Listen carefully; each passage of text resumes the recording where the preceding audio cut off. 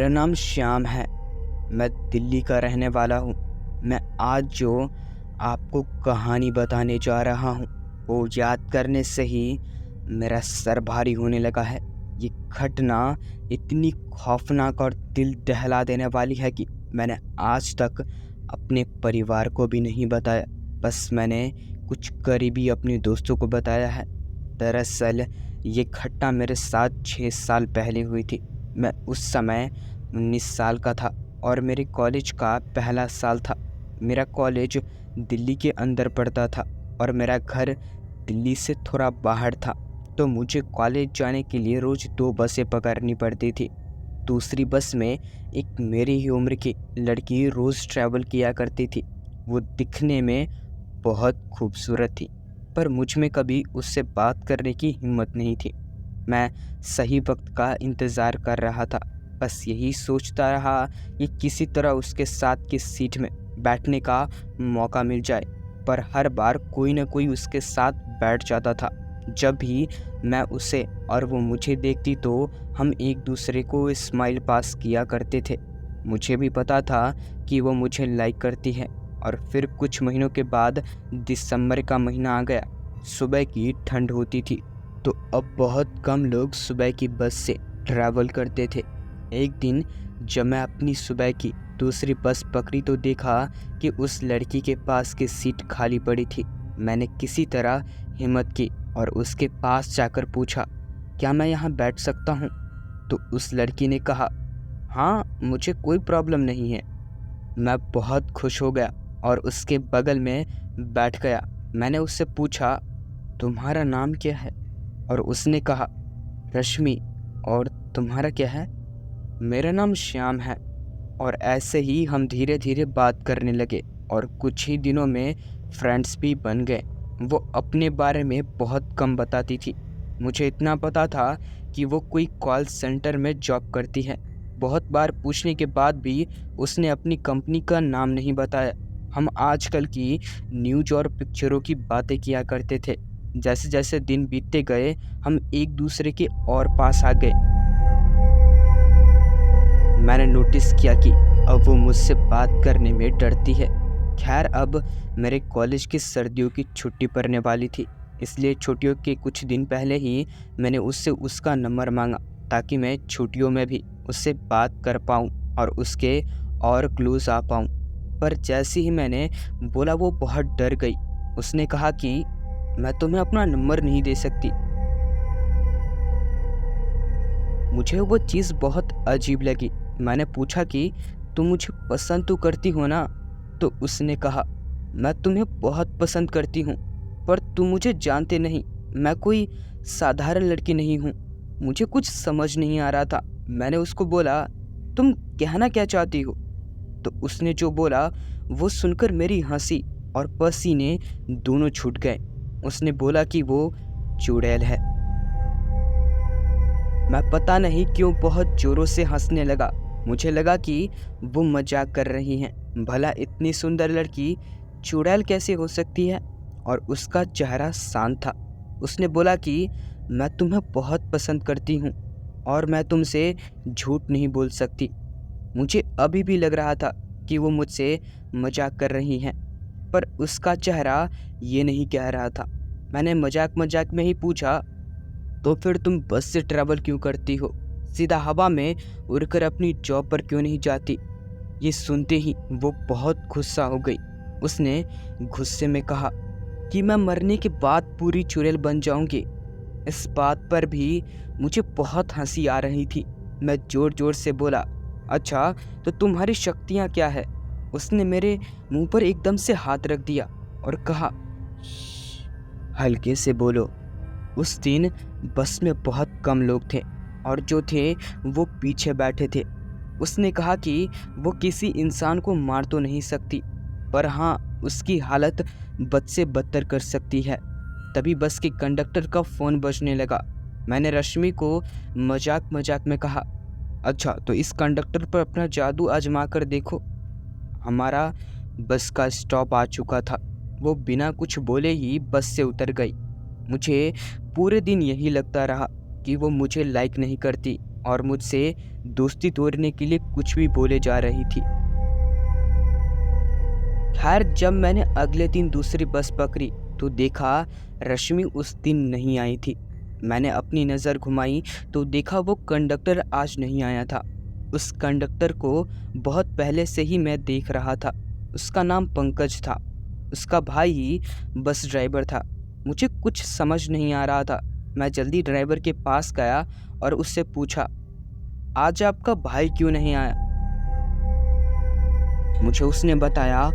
वो सुनते ही मेरे चक्कर आने लगे। उसने कहा, पंकज की तबीयत कल दोपहर को बहुत ज़्यादा ख़राब हो गई थी। उसको बहुत उल्टी आने लगी थी, इसलिए उसे हॉस्पिटल में भर्ती किया है। ये सुनते ही मैं पसीना पसीना हो गया। मैं इतना डर गया था कि मैं बता नहीं सकता। मुझे विश्वास नहीं हो रहा था कि वो लड़की चुड़ैल है। मुझे अपने आप पर बहुत गुस्सा आ रहा था क्योंकि मैंने ही उसको कंडक्टर पर कुछ करने को बोला था। मैंने ड्राइवर को उतरते हुए 1200 रुपये दे दिए और कहा कि यह आपके भाई के लिए है। पहले तो वो राजी नहीं हुआ, पर मैं उसे ज़बरदस्ती पैसे देकर उतर गया। सच कहूँ तो मुझे बहुत चिंता हो रही थी कि पंकज को कुछ हो ना जाए। मुझ में अब उस लड़की से बात करने की हिम्मत नहीं हो रही थी, पर मैं देखना चाहता था कि उसने ऐसा कैसे किया। जब मैं अगले दिन उस बस में बैठा तो वो लड़की पीछे बैठी हुई थी। ये देखते ही मैं फिर से डर गया। मैं उसके पास नहीं बैठना चाहता था, इसलिए मैं बस की सामने वाली सीट पर बैठ गया। मुझे समझ आ गया था कि ये कोई कॉल सेंटर में जॉब नहीं करती, क्योंकि वो तो न कभी जॉब वाले कपड़े पहनती थी और न ही उसके पास कोई ऑफिस वाला बैग होता था। मैंने डिसाइड कर लिया कि मैं आज कॉलेज नहीं जाऊंगा, बल्कि इसका पीछा करूंगा। भला इतनी सर्दी में सुबह सुबह वो जाती कहाँ है। जब वो उतरी तो मैंने उसकी तरफ बिल्कुल नहीं देखा। थोड़ी देर में मैं भी उतर गया तो मैंने देखा उसने एक ऑटो पकड़ लिया। मैंने भी जल्दी जल्दी एक ऑटो वाले को पकड़ा और उसको 50 रुपये दिए और उस लड़की के ऑटो का पीछा करने को कहा। मैं आपको उस जगह का नाम तो नहीं बता सकता, पर वो ऑटो दिल्ली की एक काफ़ी सुनसान जगह पर जा रहा था। करीब 10 मिनट में उस लड़की को फॉलो करने के बाद वो ऑटो एक जगह पर रुक गई और वो लड़की भी उतर गई। मैंने भी कुछ देर पहले ही अपना ऑटो रोक लिया था और मैं भी उतर गया। मेरा ऑटो वाला बहुत डरा हुआ था, जैसे उसे पता था कि आगे क्या होने वाला है। रश्मि उतरने के बाद इधर उधर देख रही थी कि कोई उसका पीछा तो नहीं कर रहा। फिर वो एक खंडहर जैसी बिल्डिंग की ओर बढ़ने लगी। मेरी हिम्मत नहीं हो रही थी कि मैं उसका पीछा करूं, पर मुझे जानना था कि वो इतने महीनों से हर रोज़ जा कहाँ रही है। मैं उसका पीछा करता गया और वो एक सुनसान बिल्डिंग के सामने खड़ी हो गई। मुझे ज़्यादा कुछ दिखाई नहीं दे रहा था, पर ऐसा लग रहा था कि वो कुछ बोल रही है। कुछ देर बाद वो अंदर चली गई। मेरा दिल चीख चीख कर कह रहा था कि मैं वापस लौट जाऊं, पर मैं बचपन से ही इन बातों का मजाक उड़ाता आया हूँ। मुझे इन चीज़ों में कभी यकीन नहीं था, इसलिए मैं एक बार अपनी आंखों से देखना चाहता था कि आखिर वो लड़की करती क्या है। खैर, मैंने ये सोचा था। मैं खिड़की की पिछली तरफ से झांकने की कोशिश करता हूँ। किसी तरह चुपके चुपके मैं उस तरफ पहुँच गया। किस्मत अच्छी थी, वहाँ एक टूटी खिड़की थी और खिड़की के आगे एक बड़ा सा खाली कमरा था। मुझे कुछ लोगों की आवाज़ें सुनाई दे रही थी। मैं किसी तरह उस खिड़की के अंदर घुस गया। आज मैं सोचता हूँ तो मुझे गुस्सा आता है कि मैंने ऐसा क्यों किया, और उस समय मैं इतना बड़ा नहीं हुआ था कि मैं अपनी जान का खतरा समझ पाऊँ। थोड़ी देर में वो आवाज़ बहुत तेज होने लगी। वो क्लियर हो गई। वो कोई गलती की बात कर रहे थे। ध्यान से सुनने पर आया कि वो उस बस कंडक्टर की बात कर रहे थे। उनमें से कोई कह रहा था कि तुम्हें किसी को बताना नहीं चाहिए था कि तुम कौन हो। उस कमरे में कोई दरवाज़ा नहीं था। मैंने हिम्मत करके धीरे से बाहर झांक कर देखा तो जो मैंने देखा वो देखते ही मेरा खून जम गया।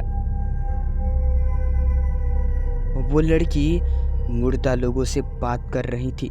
उन लोगों का चेहरा बुरी तरह से गला हुआ था। वो देखते ही मैंने बहुत ज़ोर से चिल्लाने की कोशिश की, पर मेरे मुंह से आवाज़ तक नहीं निकला। वो इतना खौफनाक था कि किसी को भी हार्ट अटैक आ जाता। मैंने अपनी नज़र खिड़की की तरफ घुमाई तो देखा कि वो सारे मुर्दे लोग वहीं खड़े थे। आगे क्या हुआ मुझे कुछ याद नहीं। कुछ देर बाद मेरी आंख खुली तो मैं बिल्डिंग से थोड़ी दूर ज़मीन पर पड़ा हुआ था। कुछ मिनट तो मुझे समझने में ही लग गए कि मेरे साथ क्या हुआ है। मैं किसी तरह उठा और अपनी जेब में से फ़ोन निकालने की कोशिश की तो देखा कि जेब में एक कागज़ पड़ा हुआ था और उस पर लिखा था कि मैं तुम्हें बहुत पसंद करती हूँ, इसलिए मैंने तुम्हें किसी तरह से बचा लिया। आज के बाद मैं तुम्हें कभी दिखाई नहीं दूंगी। ये पढ़कर मेरे रोंगटे ही खड़े हो गए। मैं किसी तरह वापस घर पहुंच गया। अगले दिन से छुट्टियां पड़ गई। छुट्टियों के बाद जब मैं बस में गया तो उस लड़की ने आना ही बंद कर दिया था। ये कहानी लिखते हुए भी मेरे हाथ कांप रहे हैं। आज मेरी अच्छी जगह नौकरी लग गई है और कुछ ही सालों में मेरी शादी भी होने वाली है। आशा करूँगा कि ये कहानी आपको ज़रूर पसंद आई होंगी। अगर आप हमारे चैनल पर नए हैं तो चैनल को सब्सक्राइब ज़रूर कर लीजिएगा, क्योंकि मैं आपके लिए ऐसी कहानियाँ लेकर आता रहता हूँ। अपना ख्याल रखिएगा। Good bye and take care.